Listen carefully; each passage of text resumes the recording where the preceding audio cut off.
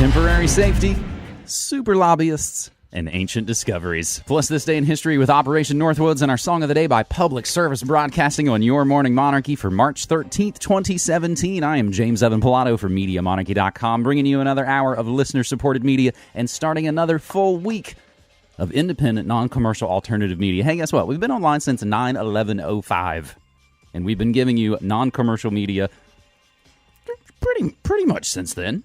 There are definitely some interruptions along the way, but long story short, in the summer of 2015, I quit my commercial radio job to roll the dice and try and turn Media Monarchy into my job. It basically took a decade before I really felt like I could say, hey, I deserve for this to be my job, I think, and I think it's worth at least $1 a month. And we are brought to you by you. I so appreciate it, my friends. I went to see an interesting show on Saturday night. I'll tell you about that in just a second. But first, the most important thing is to thank you. You are who makes this show possible.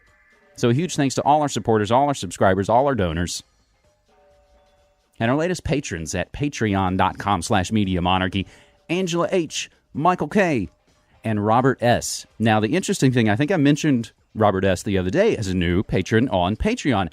I got an email from him the other night that had a little video in it. Video starts, and it's basically showing this dismantled DirecTV satellite. Now, he was already a donor very recently, became a Media Monarchy subscriber. But he basically said he watched the recent New World Next Week, episode 300, where the third story on that episode was about more Americans ditching their TVs since 2009. And we make the joke that, oh, that's because that's when we went on the air. New World Next Week is making people cut the cord. And now it's coming true. He was showing us his dismantled satellite, which he said he thought about getting rid of before. But then he saw that episode, saw that talk, and cut the cord. And now that money that they were spending on DirecTV has now been split up and goes to myself and James Corbett and Larkin Rose.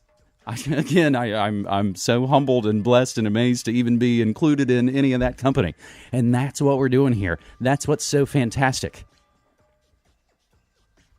We even get donations via PayPal. Steven, the bee guy, my buddy, longtime supporter in Oklahoma. Huge thanks to him. And I even got some snail mail, my friends. Much love to Bill in Mississippi and Sarah L. in France. Huge thanks.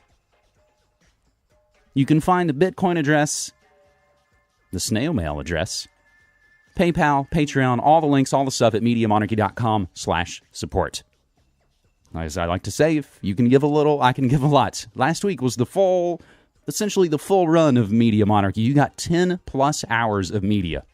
That's an hour of news in the morning, an hour of music in the afternoon, Monday through Friday. Your morning Monarchy at 9 a.m. Pacific time and pump up the volume at noon Pacific time. We love it when you listen live. I realize, of course, you can't always make it because of all those different schedules, but to hear from people like new patron Michael K. loves Pump Up the Volume. That gets him through the days. And then the other shows, I think, are on the weekends that he listens to. So I know people catch up at different times, and it's might not be able to catch every single show. Of course, it all makes sense and go together much better if you do check out all the shows. So I appreciate that, and I love that. Think about, again, the people in the gardens, the people in the cubes, the people in their cars, all the different places.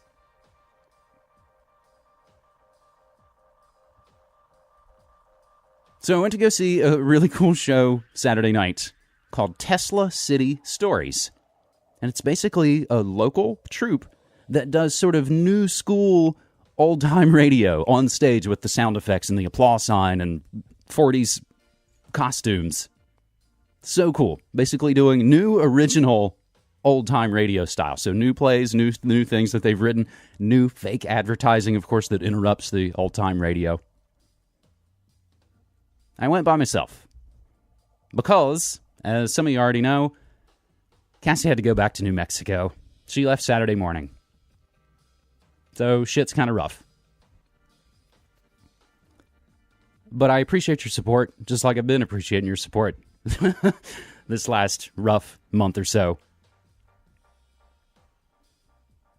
We do actually have a GoFundMe that we just set up, that we are running to try and help us out in this situation while we deal with ailing family member.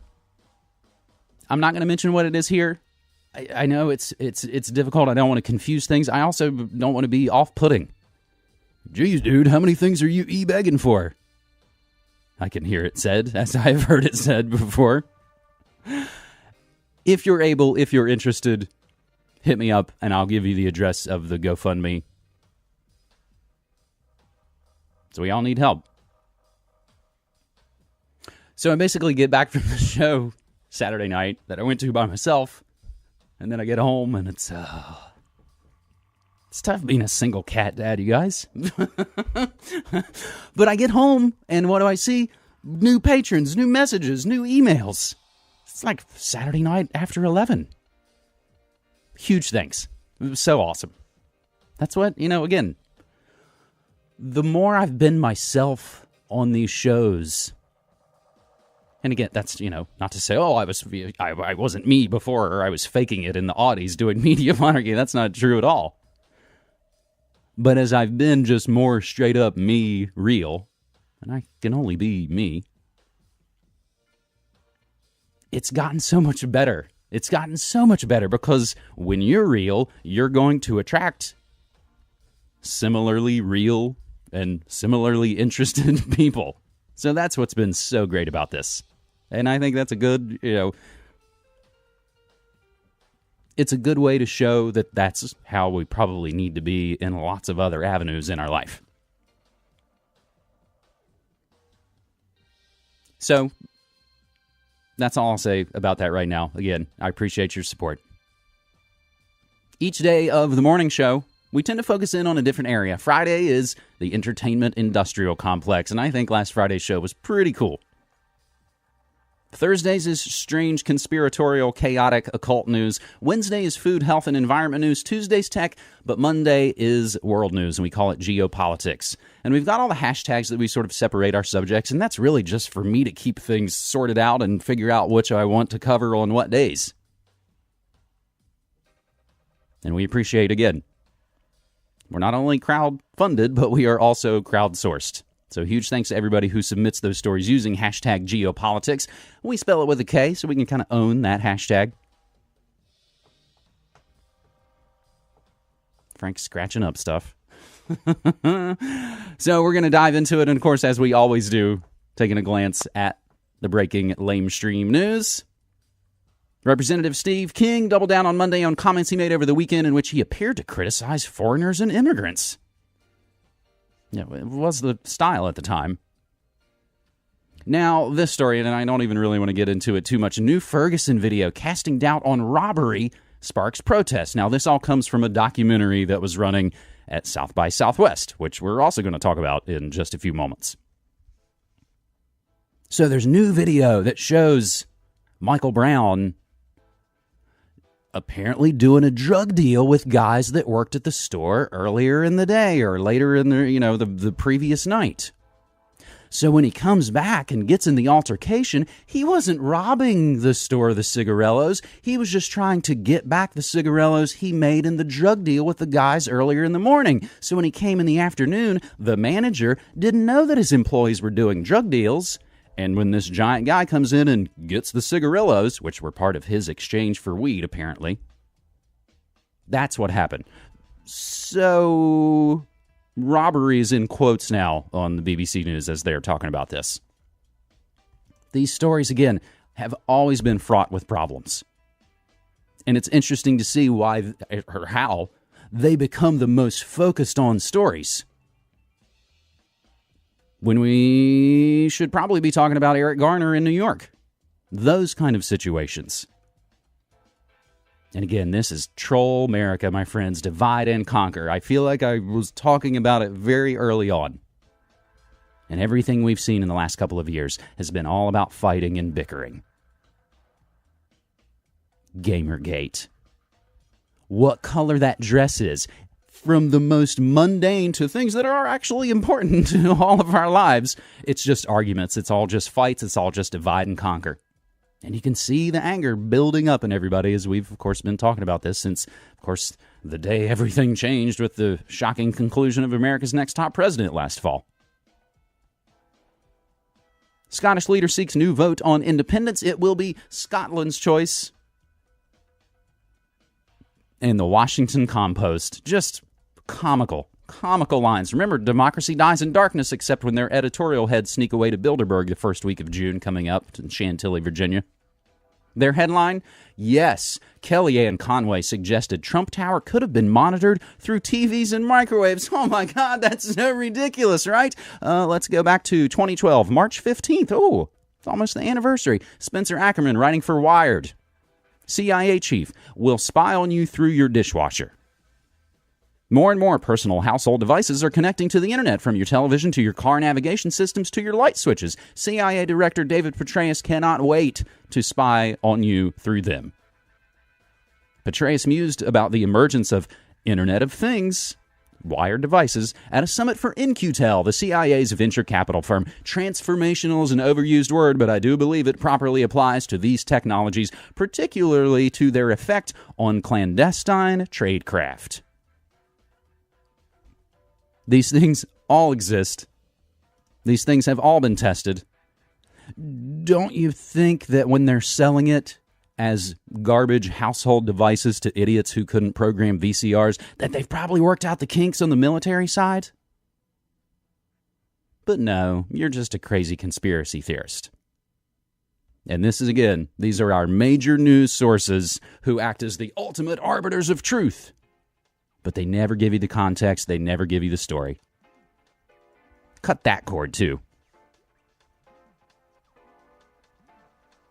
So let's dive into your geopolitics news. And again, we do actually publish pretty much all the headlines we're going to talk about, all the stories that we're going to talk about on these episodes, about an hour before showtime, in a Twitter moment, they call them, twitter.com/MediaMonarchy/moments. So you can look at today's geopolitics, March 13th, and you can see all the stories that we're going to talk about. That's for pre-show, those ahead of the game. Now, of course, post-show, everything we talk about, and a more comprehensive list, including all those things we've just talked about in the first 12 minutes of this episode, which aren't in the Twitter moment. All those things get put into the post-show notes as well, my friends.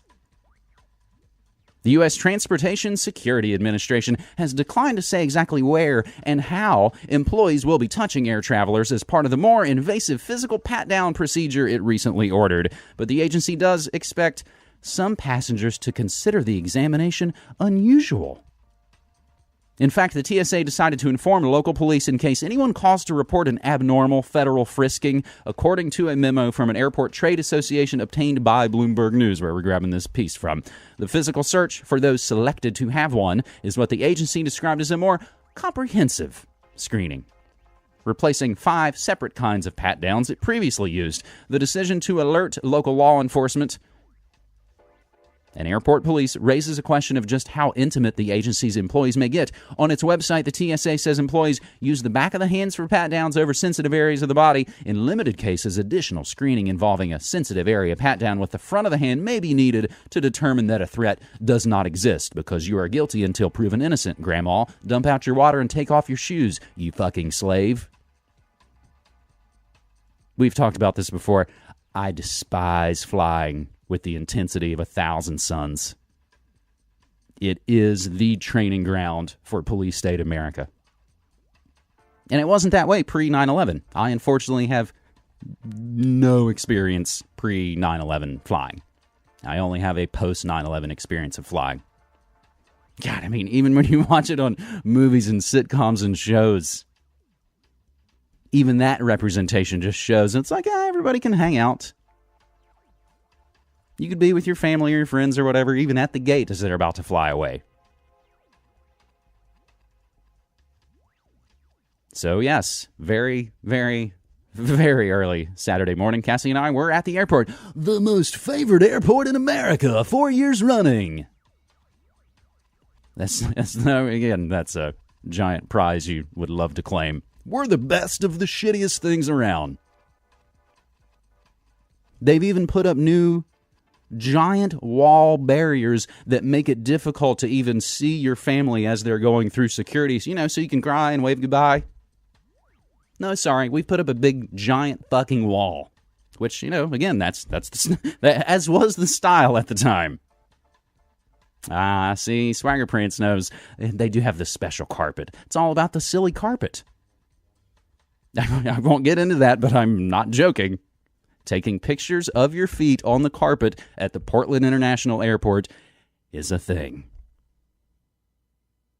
So I can tell you for a fact that they've rolled out new TSA procedures. Cassie and I have always opted out of the naked body scanners. You know, the things that, blast your body and, of course, show a complete naked image of yourself that they do save and that they will laugh at or use.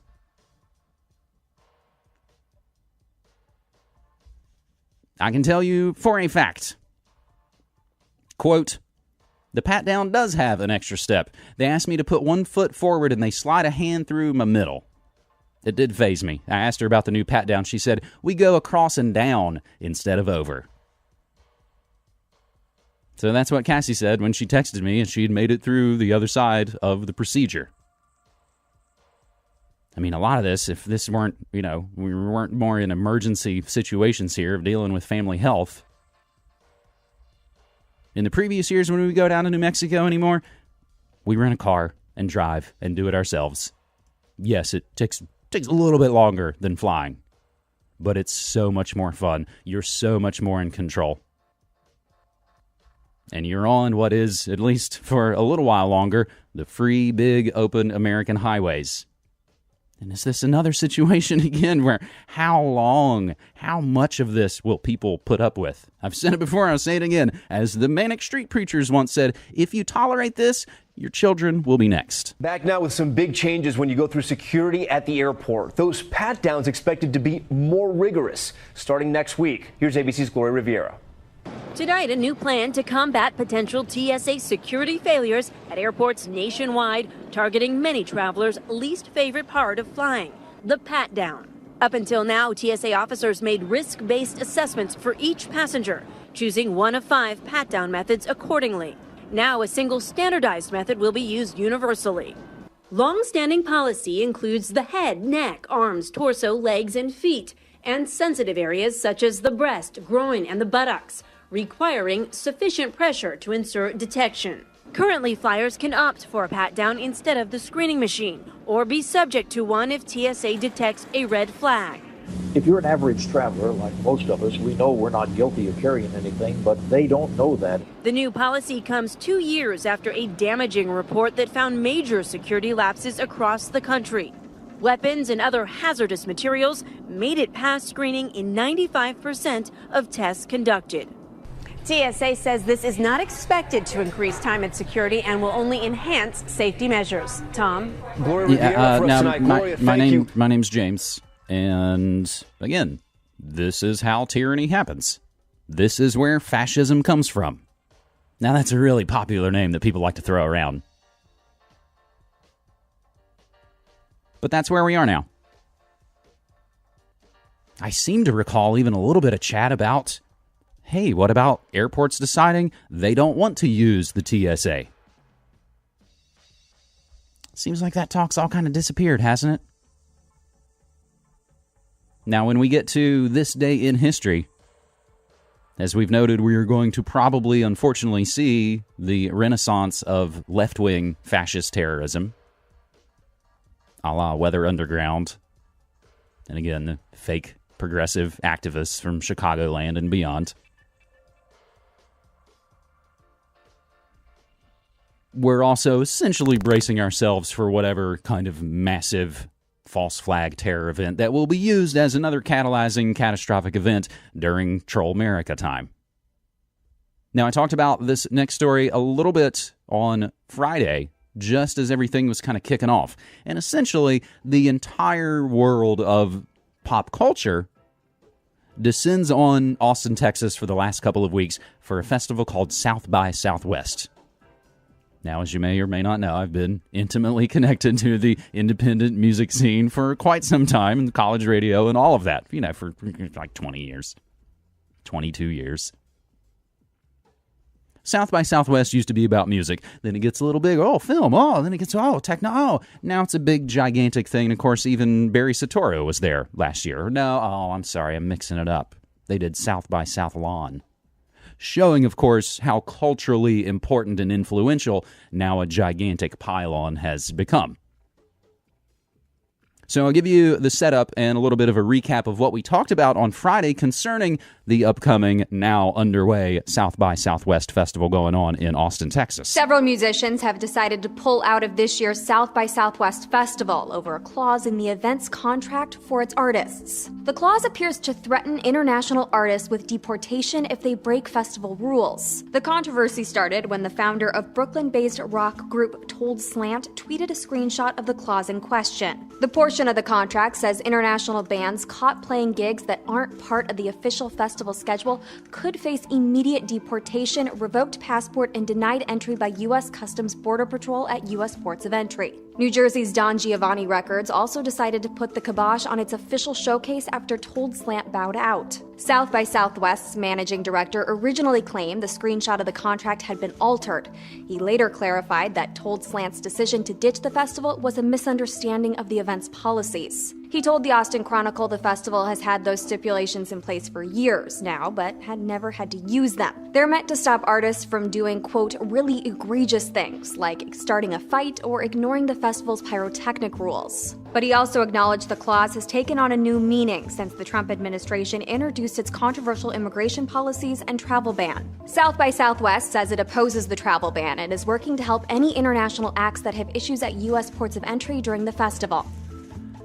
South by Southwest criticized over deportation clause. That was a video Newsy put up back on March 3rd. So now here we are 10 days later, and the festival is underway, and we have sort of the first casualty, if you will.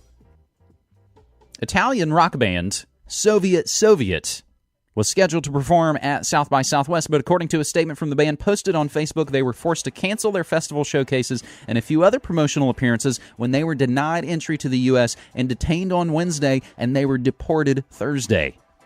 According to the band, when they arrived up in Seattle, they provided passport control officers with documentation that they were traveling under the U.S. Visa Waiver Program, a letter from their American record label declaring that the band was in the country for promotional purposes only, and their letter of invitation from South by Southwest.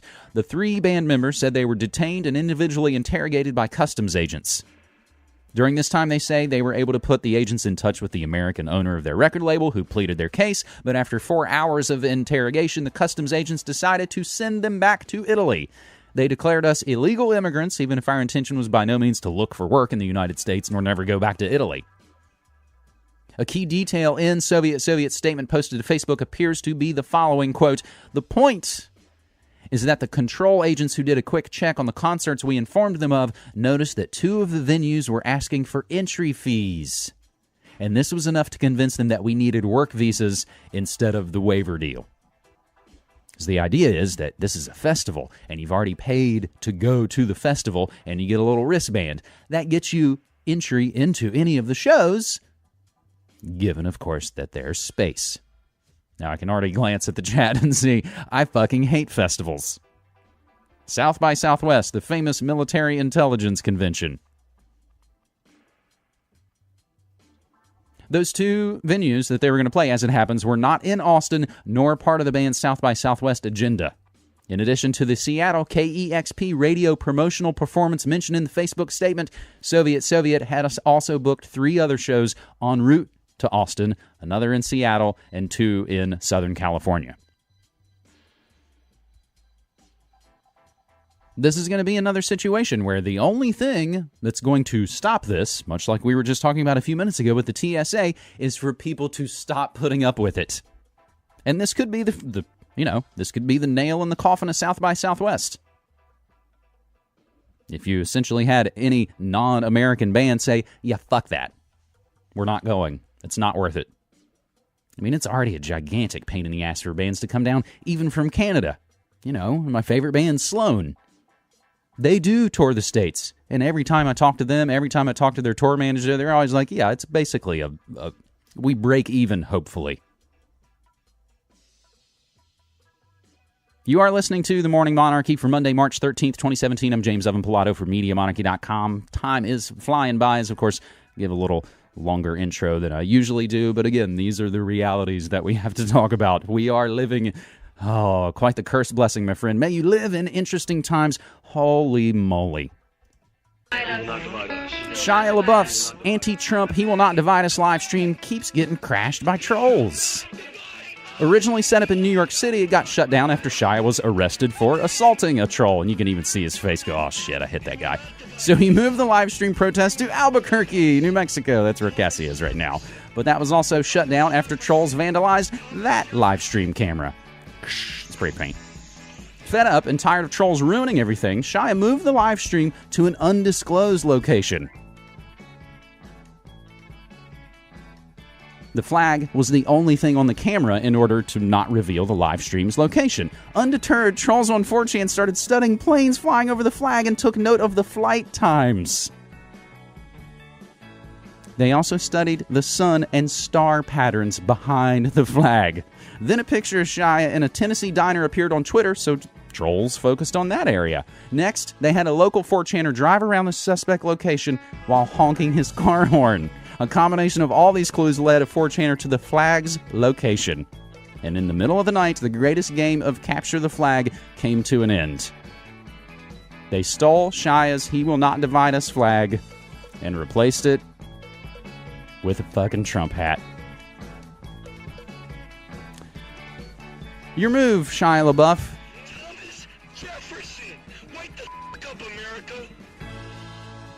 Shia LaBeouf's he's having a rough time. He, like many Americans, just discovered the swamp on November 9th and act like everything just went bad.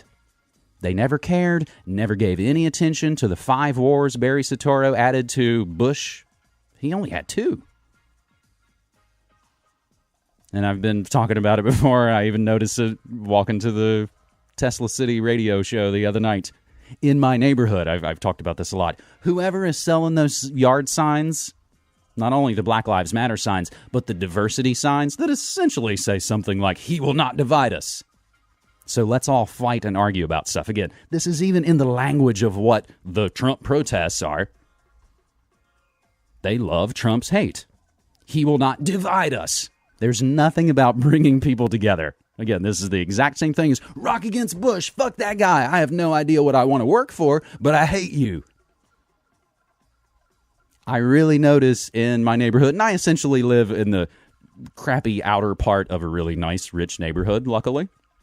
So that's actually one of the great parts about when I go for walks or go for jogs or do any of that stuff. It's into snazzy neighborhoods, so I feel safe even if I go running at midnight. I really notice, whoever's selling those signs is making a fucking killing off of guilty white people who didn't do shit the last 8 years. What I also notice is that they tend to cluster together. And this is perfect examination of the copycat effect and mass herd mentality. You know, extraordinary popular delusions and the madness of crowds. I notice that the signs tend to be clumped together. So probably the people who have them have leaned on their neighbors either literally or just sort of, you feel it. So you'll see the diversity signs kind of clumped together. And then when you don't see them, you don't see them. FBI sting foils terrorists, but the agents create the plot. As the Kansas City Star even notes, announcements of foiled terrorist plots make for lurid reading. Schemes to carry out a President's Day jihadist attack on a train station in Kansas City, bomb a 9/11 memorial event, blow up a 1,000-pound bomb at Fort Riley, detonate a weapon of mass destruction at a Wichita airport. The failed plans all show imagination, but how much of it was real? Often not much, according to a review of several recent terrorism cases investigated by the FBI in Kansas and Missouri. The most sensational plots invoking the name of the Islamic State or Al-Qaeda were largely the invention of FBI agents carrying out elaborate sting operations on individuals identified through social media as being potentially dangerous. Now to a major arrest in Missouri. A man accused of plotting a President's Day terror attack is now facing charges. And our senior justice correspondent, Pierre Thomas, is in Washington with all those details for us. Good morning, Pierre. Good morning, Bonjour. Robin. According to the FBI, the suspect was hoping for mass homicide on a holiday, specifically just 2 days ago, a nightmare scenario to terrorize President's Day. The FBI claims Robert Hester Jr. is a would-be terrorist planning a bombing spree on a scale he believed was 10 times bigger than the Boston Marathon attack. White guy with The cornrows. alleged mission of a U.S. citizen with a brief stint in the U.S. Army, a President's Day terror massacre targeting buses, trains, and a train station in Kansas City. But it was all a sting. The FBI locked in on Hester after he allegedly began posting ISIS propaganda and declarations of jihad on social media using a number of aliases, including Jannad Muhammad. He opened himself up to being contacted, was very anxious to, be recognized, and kind of walked right into this trap that was set for him by the FBI. Hester allegedly bought copper wires, batteries, and roofing nails for pipe bombs and was shown 3 AK-47 assault rifles and 2 handguns. When an FBI undercover agent posing as an ISIS terrorist said the bloody plot was, quote, going to bring them to their knees, Hester allegedly responded, "I can't wait. I can't wait." The FBI undercover operatives appear to initiate most of the planning for the attack, but prosecutors say Hester was all in, that he was given a chance to walk away, but he allegedly said, quote, "I'm down, Robin." Oh, my goodness. All right, Pierre. And the FBI is reminding people that we have to watch out for everyone and to stay vigilant. That's right, Robin. FBI officials went out of their way to say these radicals could be anyone. All right. Thank you, Pierre. Oh, my God. And there's the Disney-owned ABC News giving you zero context, zero follow-up. You have to watch out for everyone. The FBI told us to. Now, I wonder how quickly ABC is going to cover this story from the Kansas City Star. FBI undercover stings foil terrorist plots, but often plots of the agency's own making. We talked about World Trade Center 93 on This Day in History very recently. And what was that situation? The FBI made the bomb. That's why, the guy got nervous and started to make phone recordings. That's why we hear FBI agent John Antisev talking to Ahmad Salem. And Salem saying, "Oh, well, you guys are going to swap out the bomb, right, at the last minute, so it won't be real?" Good God, you guys. I'm going to have to pick up the pace here if we're going to continue on your geopolitics edition of This Morning Monarchy and get to all the news we want to get to. And, of course, it's just an easy hop, skip, and a jump from that to human trafficking. Lured by a promise of job, the entire family migrated to the capital but ended up begging. On this day in 2016, Amitabhai's 7-year-old deaf and dumb daughter was stolen. Despite reporting the matter to the police, Amita's daughter remains missing. We had huge debt back home and we wanted to get this burden off soon, but we never thought we would end up having this miserable life. My daughter has been stolen and so far there has been no action. A recent report revealed by the Government of India records a 25% rise in human trafficking related cases in 2016 compared to the previous year. Each year, tens of thousands of people, mostly poor women and children, are lured into India's cities and towns by traffickers who promise good jobs but sell them into modern-day slavery, making India one of the world's fastest-growing regions for human trafficking. According to the Ministry of Women and Child Development, over 19,000 women and children were trafficked in 2016 compared to over 15,000 in 2015. That's what's going down in India. Become one of the world's fastest growing regions for human trafficking. India being a very unfortunate, rapey, gigantic civilization of billions of people. Of course, they're getting rid of cash. They're going to microchip everybody. China, India being kind of, again, the model for the new world order, which isn't very new at all. So what do we do when we go to human trafficking? Well, it's only a hop, skip, and a jump to the Podesta brothers. Democrat super lobbyist Tony Podesta was paid $170,000 over a 6-month period last year to represent Sberbank, Sberbank, Russia's largest bank, seeking to end one of the Obama administration's economic sanctions against that country. And I swear, when I look for clips to try and back up these shows and get a little bit of extra, you know who almost has a clip on just about every story we want to cover? Fucking Dabu. This is Dabu7. This story here, to me, just shows the hypocrisy coming out of the Clinton campaign during the election process. I know all of you had heard repeatedly, it's Russia, it's Russia, it's Russia, blaming Russia, trying to tie Putin and Trump together and trying to make it this grand conspiracy. Well, while the Democrats were busy putting this target on Trump, they were busy at work working with the Russians. And John Podesta, the one at the center of Pizzagate, the one that had chaired Hillary Clinton's whole presidential campaign,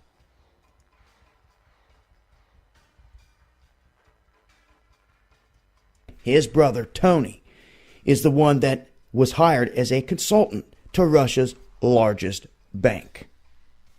He was also, while Obama was still in office, he was working to cut the economic sanctions against that country. He was a key lobbyist on behalf of Russia's largest bank. Now, I'll leave that there, and again, we'll include everything we say and play, always included in the show notes, so you can read the full articles, you can see the full videos, you can see Shia LaBeouf being a complete jackass. Not dividing people, but let's all yell and scream and fight. And you can see the Dabu videos as well. I think I just saw a tweet or a headline over the weekend, and I still generally try my best to step away from media monarchy over the weekend, as you should step away from things as well. That the Clinton campaign, of course, had met with Russian ambassadors. State Department urges coroner to keep Russian UN ambassador's cause of death a secret. That's normal, right? On Tuesday, it was announced that more tests are needed to determine the cause of death of Vitaly Churkin, Russia's UN ambassador, by the medical examiner performing the autopsy. Churkin passed away on Monday after he fell ill in his office. The politician was the longest-serving ambassador on the Security Council. The medical examiner's office said that further studies are needed, which often include toxicology and other screenings, and can take weeks. Moscow has yet to announce a funeral date for Churkin. The Russian diplomat was 64 years old. That's a report from back on February 21st. But here, the update, quote, in order to comply with international law and protocol, the New York City Law Department has instructed the Office of Chief Medical Examiner to not publicly disclose the cause and manner of death of Ambassador Vitaly Churkin, permanent representative of the Russian Federation to the United States, end quote. Office of Chief Medical Examiner spokesman Julie Bolser said, according to New York Times reporter Michael Grinbaum. As outlined in formal request from the United States Department of State, Ambassador Churkin's diplomatic immunity survives his death. Further questions concerning this matter should be directed to the United States Department of State. Another fantastic example of big, grabby headlines with no follow-up and no context. It's kind of the same way they treat the terror prevention, quote-unquote, procedures after some phony-ass attack. They make a big deal out of everything and say, oh, well, it's just because of the threat. But then it seems like the threat never goes away. There's never a follow-up. Reports have emerged of a heavy armored convoy from the U.S.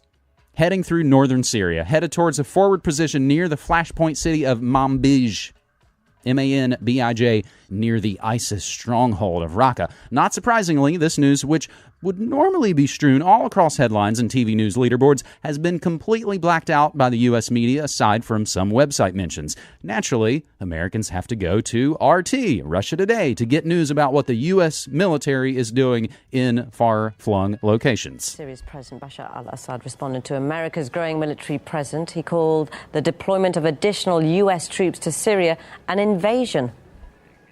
Did you open the door for these American troops? No, we didn't. Any foreign troops coming to Syria without our invitation or consultation or permission, they are invaders. Earlier this week, the Pentagon confirmed a deployment of 400 U.S. Marines to Syria. That's in addition to 500 troops already stationed in the country. And the Marines appear to have arrived heavily equipped. U.S. Humvees and Stryker combat vehicles were spotted waving American flags near the Syrian city of Manbij. RT's Lizzie Phelan takes a closer look at these latest developments. Assad is also highlighting that the presence of both American and Turkish troops here in Syria is illegal.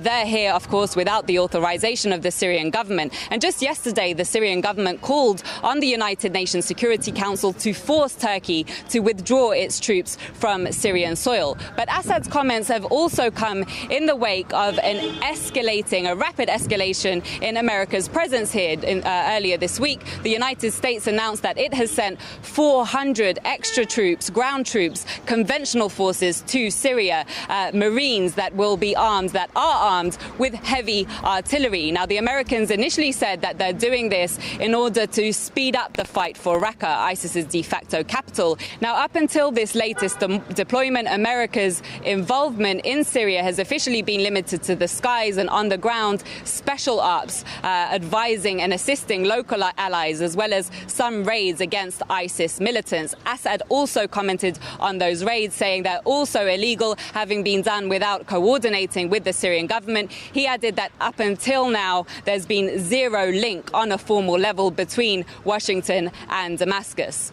We don't think this is going to help. Well, what are they going to do? To fight ISIS? The Americans lost nearly everywhere. They lost in Iraq. They had to withdraw at the end.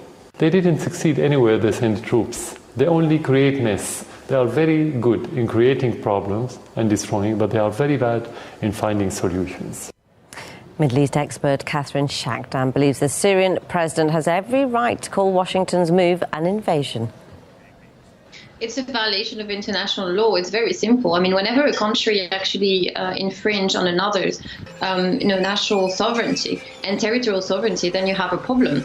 And I would actually argue that having, a foreign military presence into Syria without consultation with Damascus and the express approval of President Bashar al-Assad, who remains the legitimate source of power in Syria, then you have an act of war. And the United States of America is insisting on, throwing away international law so that it could exercise exceptionalism. And we can't stand for this anymore. You can't have those situations where the likes of Washington continue to intervene against the wishes of nations just because they feel that they can. Now, a couple things to note here. I don't think I'd ever heard Assad speak English. I find it really interesting that I'd never seen him speak English. And again, I don't know everything. I haven't seen everything. I haven't studied everything. We're all trying to learn our way forward here, like Richard Grove says. I think it's interesting that I've never seen Assad speak English because, those are the clips they're going to run on your corporate-controlled network news because it keeps him weird and foreign. Oh, he doesn't even know English. But of course he does. Now, the other interesting part, just from the name game synctastic standpoint, there's the return of Shia. Or is it Shia LaBeouf? Trump administration moves to approve new arms sales to Saudi Arabian war criminals. And the worst part about this is he's just continuing the Obama policy. U.S. officials and congressional sources are indicating that the Trump administration is moving to approve a weapons sale blocked by former President Barack Obama during his final months in office. The packages for Saudi Arabia and Bahrain were held up over human rights concerns. The Washington Times reported that the deal will include a multi-billion-dollar sale of F-16 jets to Bahrain and a $300 million missile technology package for Saudi Arabia. The Pentagon and White House declined to comment. Congressional sources also stated that any resistance in the legislature will have little effect. In related news, and huge thanks to Embers of Liberty in the chat, noting bomb the shit out of them. Trump drones Yemen more in 1 week than Obama in a year. And this is what's giving rise to, of course, the outrage. So you got a lot of people, I know we've all talked about it, we've got friends and family in the conventional world who are all freaked out and who are all pissed off right now because they think this shit just started. But it's just an escalation of it. They're only going to grope you more at the airport. They're only going to drone bomb little kids more. It's an amping up. None of this is changing.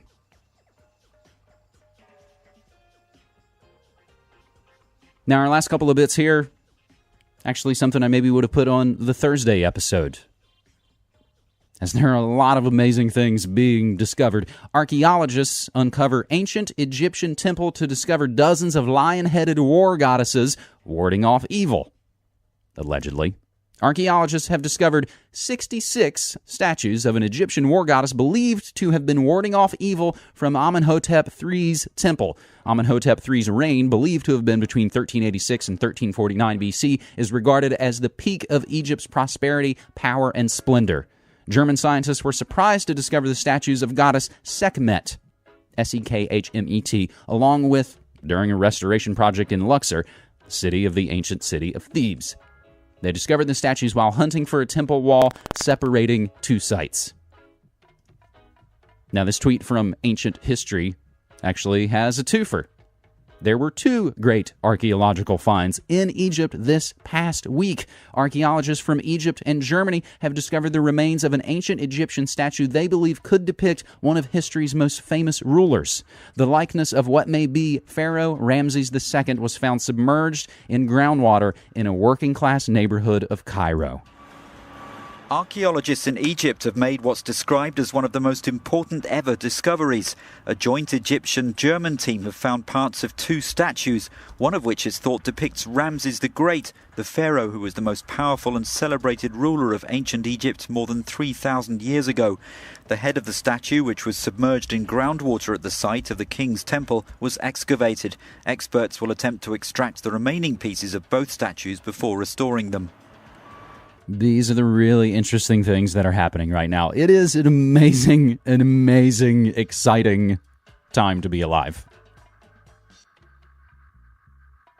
Archaeologists find probable Ramses II statue in Cairo. Interestingly enough, because someone just mentioned Anubis in the chat,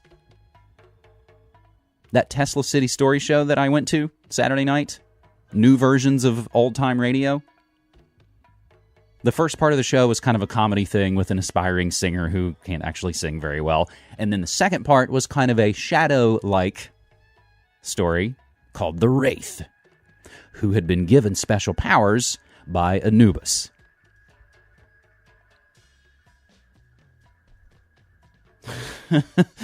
There you have it, my friends. That's your look at geopolitics.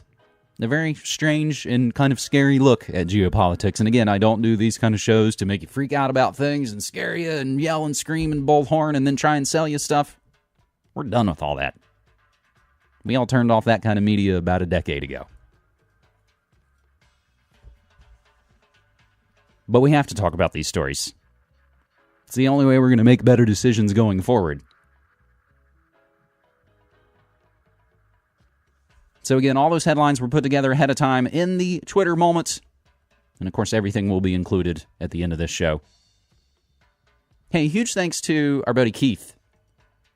He'll email me some music suggestions. And I had missed a couple of them, and then he hit me up with a couple more last night.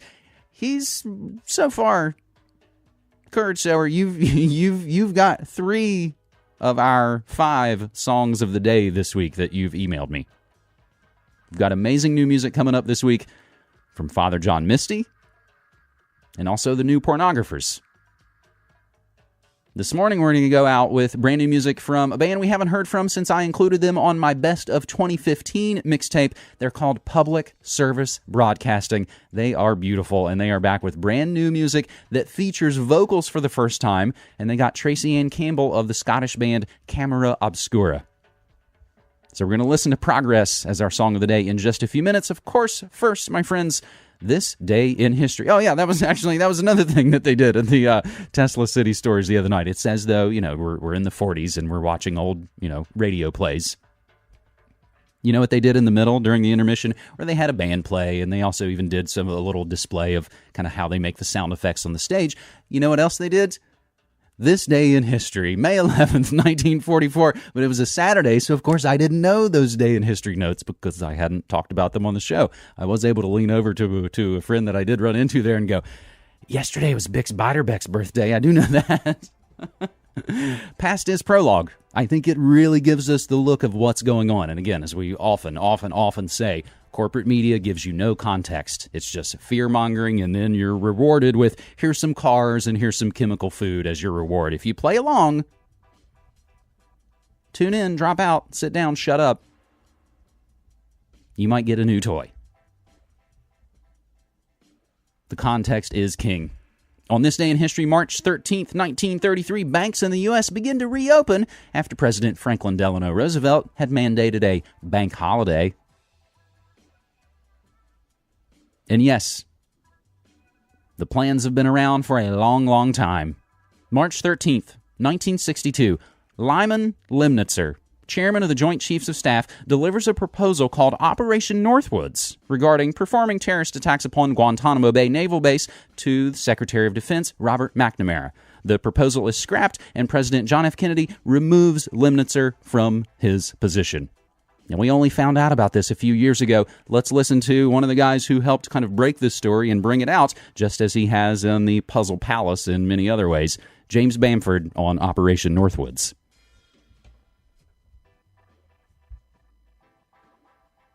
The set of documents known as the Northwoods documents or the Northwoods agreements or something to that effect, you featured them in your last book. Since we're talking a pretext for war, that certainly was a pretext for war in the early 60s.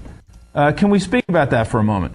The idea was to create a pretext to show that there was an attack by Cuba on the United States, and the idea was to have U.S. personnel from the CIA and other places secretly create terrorism in the United States. The documents actually said people would be shot on American streets, bombs would be blown up, and again, all this, the evidence would be laid to point the finger at Castro.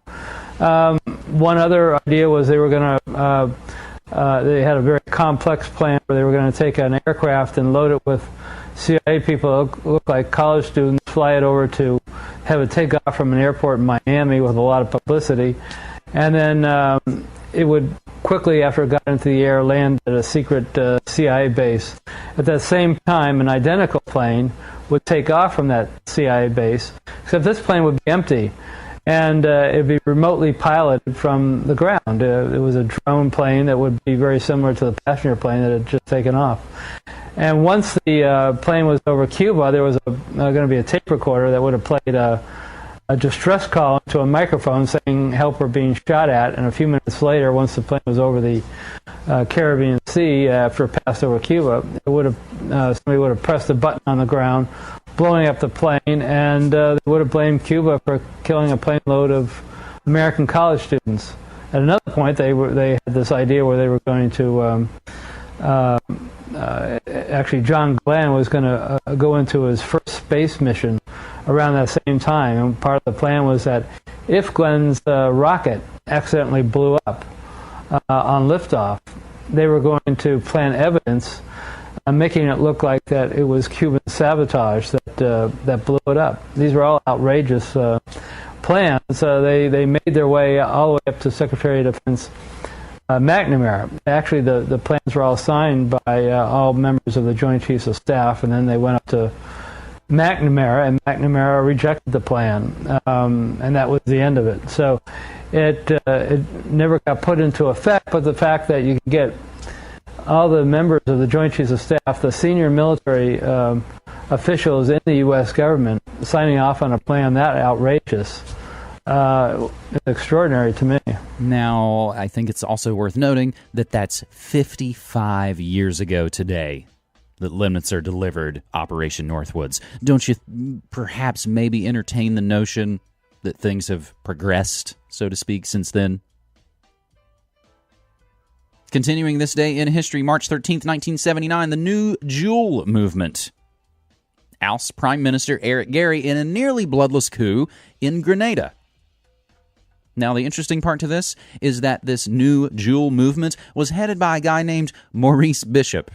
It's like, Maurice Bishop? You mean CIA agent David Atlee Phillips? No, apparently a different dude named Maurice Bishop. March 13th, 1987, Bryan Adams' Heat of the Night became the first commercially released cassette single in the United States. 1990, MTV becomes available in the Middle East with the launch of MTV Europe in, of course, Israel. March 13th, 1991, the United States Department of So-Called Justice announces that Exxon has agreed to pay $1 billion for the cleanup of the Exxon Valdez oil spill in Alaska. On this day in 1996 in Dunblane, Scotland. You only mention that city for one reason. 16 primary school children and one teacher are shot dead by spree killer Thomas Watt Hamilton, who then committed suicide. March 13th, 1997, the Phoenix Lights are seen over Phoenix, Arizona by hundreds of people and by millions on television. 2008, gold prices in the New York's Mercantile Exchange hit $1,000 per ounce for the first time. And I want to remind you and tease you, coming up this Friday, we're going to do another Book Smarts installment, and it's going to be about tulip mania. Extraordinary popular delusions, my friends. March 13th, 2013, Pope Frank was elected in the papal conclave. Posted to MediaMonarchy.com 10 years ago on this date. War, liquor, and mental illness. For U.S. troops at war, liquor is spur to crime. Alcohol, strictly forbidden by the American military in Iraq and Afghanistan, is involved in a growing number of crimes committed by troops. The other story, troops face epidemic of mental illness. Nearly 1 in 3 soldiers returning from Iraq and Afghanistan. Remember, that was back when we only had 2 wars going. God help us. Celebrating birthdays today, March 13th. Swing and Sway with Sammy Kaye and Neil Sedaka and a bunch of other crazy bastards like L. Ron Hubbard, Charles Krauthammer, Jamie Dimon. You also got William H. Macy, Adam Clayton, bass player, spoon aficionado. Also, the rapper and soda salesman, Common, accused sexual assaulter and Scientologist Danny Masterson, and Emil Hirsch. None of those folks will make it into our daily DJ set at noon. You know why? Because it's New Music Monday, my friends. And that's why we're going to go out right now with brand new music from Public Service Broadcasting, featuring Tracy Ann Campbell on vocals, the brand new song, Progress. I appreciate you guys so very much. This has been your Monday Morning Monarchy for March 13th, the Geopolitics edition, and I am James Evan Pilato for MediaMonarchy.com. Again, thanking you so very much for listening.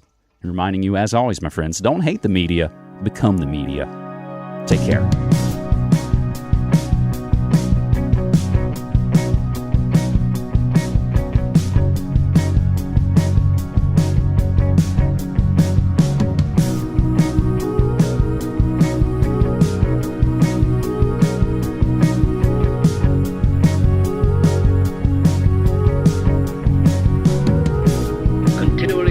With new ideas and techniques, reconstructing, developing, modernizing.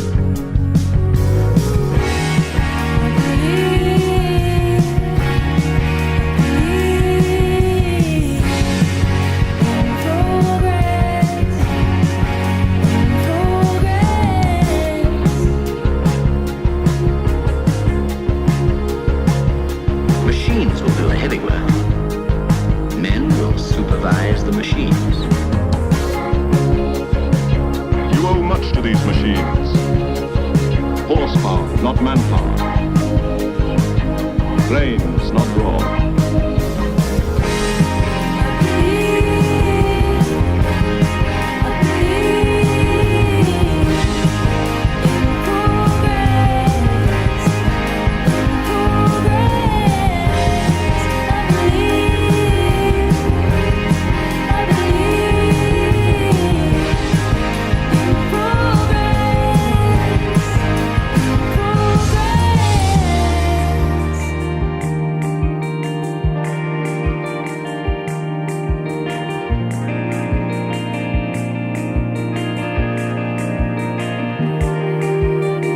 These men look the same as they have always looked.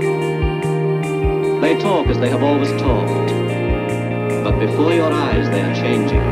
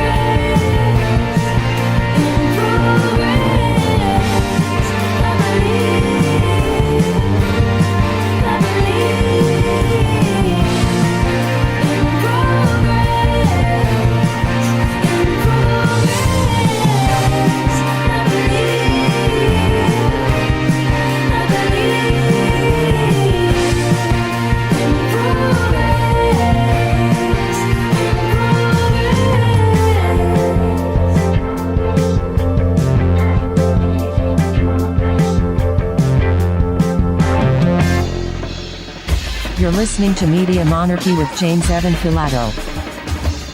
Since 2005, Media Monarchy has covered the real news about politics, health, technology and the occult, all remixed with music and media that matters. Go to MediaMonarchy.com/support and become a monthly subscriber so you can help keep independent, non-commercial, alternative media going and growing. Thanks.